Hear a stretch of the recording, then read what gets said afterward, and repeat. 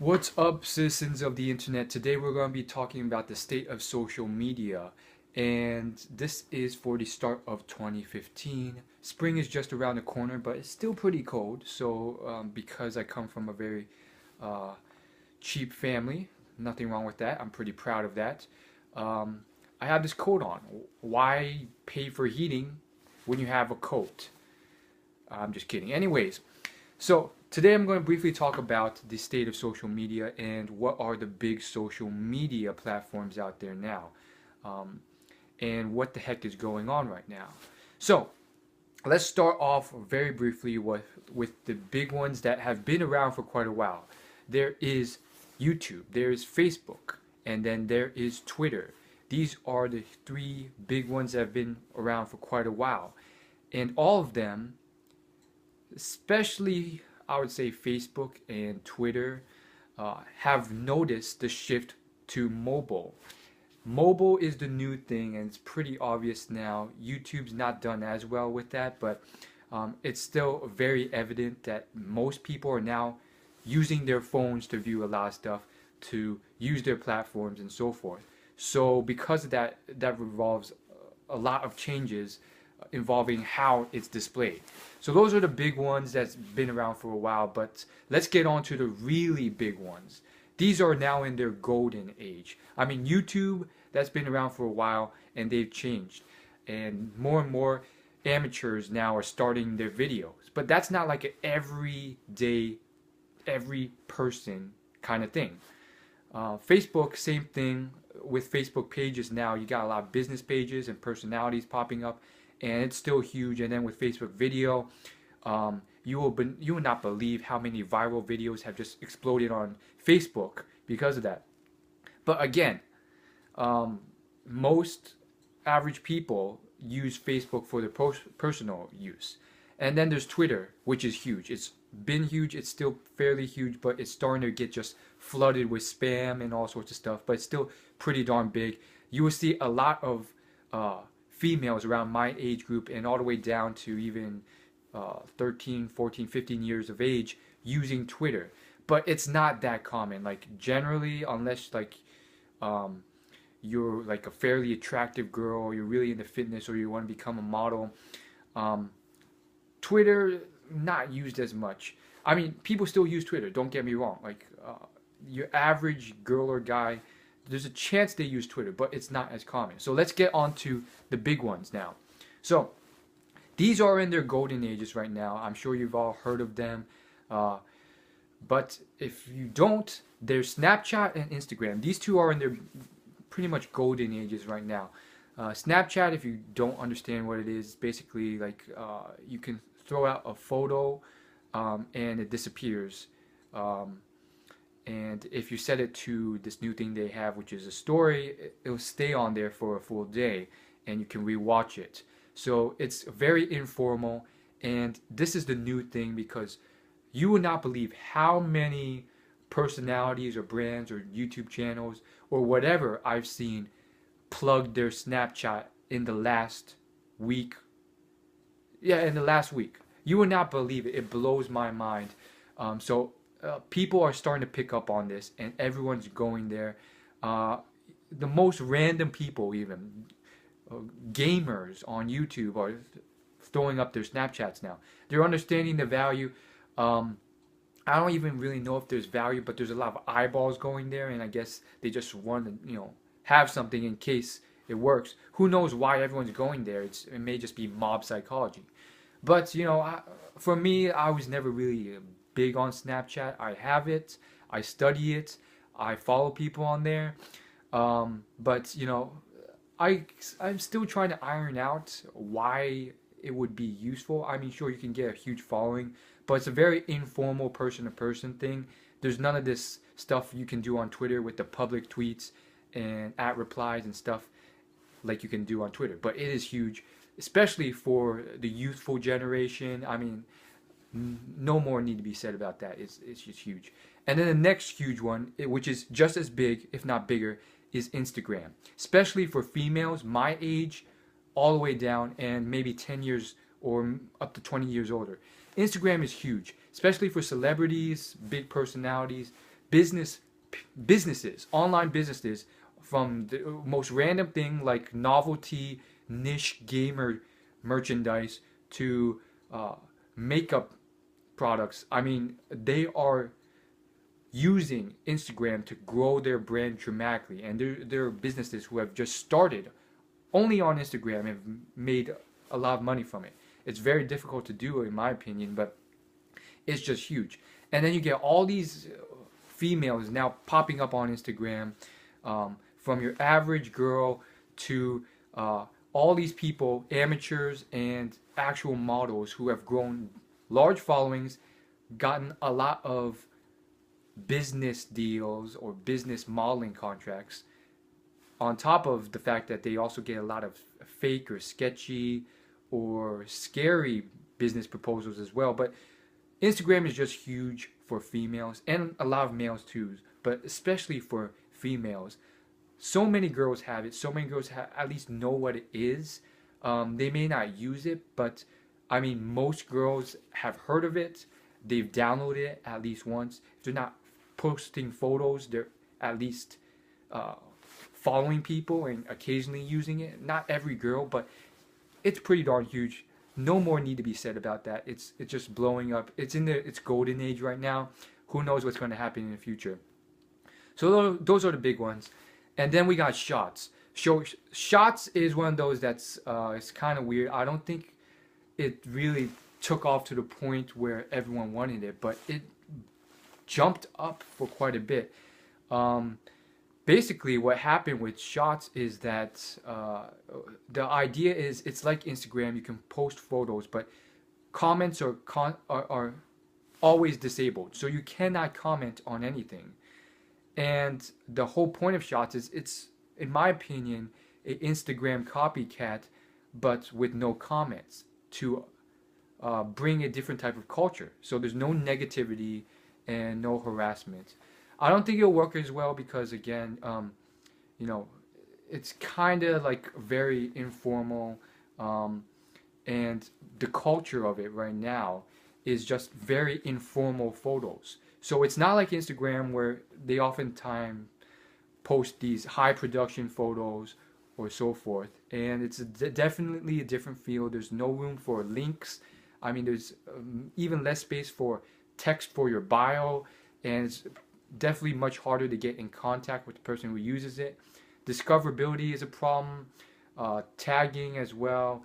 It's kind of weird, and it was sort of funded by Justin Bieber, and so it did take off quite a bit because it got a huge amount of push by Justin Bieber, and then people started taking it up.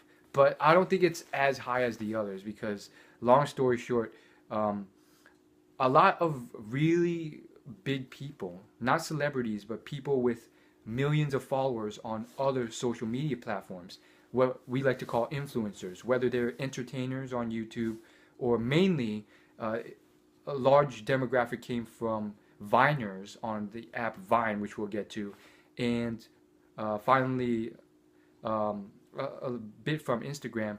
These high influencers all sort of plugged their own shots because I guess they thought it would take off, and it kind of did, and it kind of is, but it's a definite different feel to it. And because I don't think there's any hashtags, discoverability is a problem. There is stuff where you can discover people on Shots, but it's kind of like messy. It's like you can find new pictures that were just posted, or you can find people through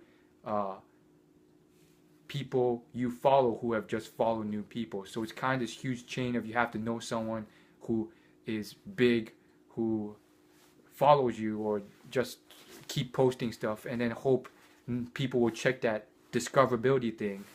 And so it's kind of not that great, but you'll be surprised. There's a lot of huge influences on there, and I'm sure they've gotten some discoverability with their brand on there and their personality, because the people who do have followings, you know, it works for them, and then people who don't know about them follow them and so forth. So it's interesting, and I mean, for me, really don't really like taking all these informal selfies all the time. It's just too much. So for me, not so much. But a lot of females out there seem to like it. As far as the mainstream crowd, they have not taken up on shots yet. Um, if you talk to the average girl or like the average person my age, or even the exceptionally attractive girl my age, they're probably on Instagram. They've probably not heard of shots or not on it. Finally, let's get to Vine and then the honorable mentions. So Vine is huge. Some people have said it's died off. I disagree.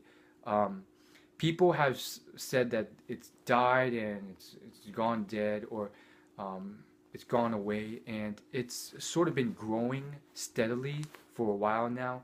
And the highest influencers on there, they have the highest one right now has 10 million followers, and their videos, the culture behind Vine has just gotten very competitive. Um, the top level Viners, they're making a living off of this, and on top of that, their vines are all very high production, and they do a lot in 6 seconds. So the competition's gotten very stiff. Obviously, you still get that informal, uh, crappy vine that gets pretty viral, but it's not died at all. I'm curious to see where Vine will go.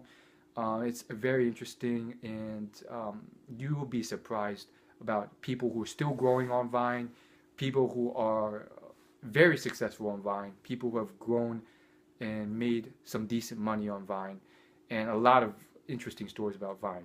As far as the mainstream goes, uh, like if you talk to the average person on the street, unless you live like somewhere uh, like Silicon Valley, California, most people have not really. The average person have probably doesn't use Vine on a consistent basis, and if they do, they don't use it a lot, and they've probably uninstalled it. The average person just it's not really a thing. Like they've heard of it, it just never really stuck with them or whatever. It's just like how it is. Um, and then now for the honorable mentions. Now these are just up and coming things that have come about. None have really perked my ears. Um, so there's Yik Yak. It's like this local Reddit community. What that means is um, you have your local community, and in that community you can post like 150 character posts. I think it's less than that, but people in your community who see that can upvote it, and they get one upvote per person, and then therefore the highest upvote in the last day or so gets pushed to the top, and people see it. From what I can tell, in certain cities it's gotten fairly big, but I think because it's restricted to local community, unless people take it by storm, I don't know if it'll work. Even if it does, it's just like um, a crappier version of Reddit, in my opinion, because it's just like any topic goes, and the most upvoted goes to the top. And you can still see the newest things that aren't upvoted a lot that people just posted, but generally it's just like the topics that cater to the most people will work. And right now, those are very sexual things. In certain cities, they're homosexual things. In certain areas, they're just a bunch of it's a college culture, and it's just like redonkulous. It's just like um, pretty entertaining, but oftentimes really redundant. Gets boring pretty fast. Remarks about being slutty or having sex or whatever. So I don't know. It just gets really boring really fast. I still have it on my phone and I still study it to see if it will change or something new will pop up, but I'm not really getting much from that. But Yik Yak's been talked about for quite a while. Honestly, I'd be excited to see something new, but obviously we have all this new stuff already. Not really new, but good stuff already. It's not always best to just keep hoping for the best thing. Sometimes that's not the problem. If you're trying to take off and you're not finding it with what's already out there, maybe it's not the thing that will come out that will revolutionize everything for you and make you really well known on a platform. Maybe it's you. Maybe you have to really figure out, should you really choose to do this for fame or fortune? Is that really what you want to do? Um, and so let's move on to the next one, which is um, WeGo. So WeGo is a very interesting app. Um, the idea is that you have your local communities again, but they're classified by, I think, universities and state schools. So it's catered for colleges specifically. Again, it'd be interesting to see what would happen if they branched out and just did cities. But right now, they're only for universities, and what it is a going out app. So basically, they'll post like this party or at this time, or they'll say this bar tonight, and then a person of that community, and all you have to do to join the app is be have a uh, .edu address, I believe, and then you can open the app and then see, okay, in this state or college or whatever, this is what's happening tonight, and you're able to post photos and also upvote or downvote photos, and it sort of just goes like that. And you can add events, and it's a very interesting app for party goers. Don't know if it will take off. It's very interesting. I think there'll be a steady amount of people who use it, but as far as use, it's kind of like, well, if you're making this public, what if it's a private going out thing? Um, they may add the private feature later on, or do something else, but there's that problem. The other problem is lack of photos. So you can see different states, but you can't like interact if you're not from that state or county or university. And so as far as that goes, if you are not, if you don't have photos or people aren't uploading photos, it can be a very dead app, because that's all you really much can do other than post an event. So it really depends on these photos popping up, and so it still holds potential. We'll see where it goes. Again, it's, you know, the party or going out demographic is very large, and I'm interested to see what would happen if they did something new, like they opened it up to just cities or states or towns in general. Even colleges only, that can be pretty huge. The thing is, if it will catch fire. Right now, it's already sort of blown up as much as it could in certain universities. Like, many of the students know about it, but it just didn't take on in certain areas. In some areas, it seems to be doing fairly well. So that's what I gotta say about WeGo.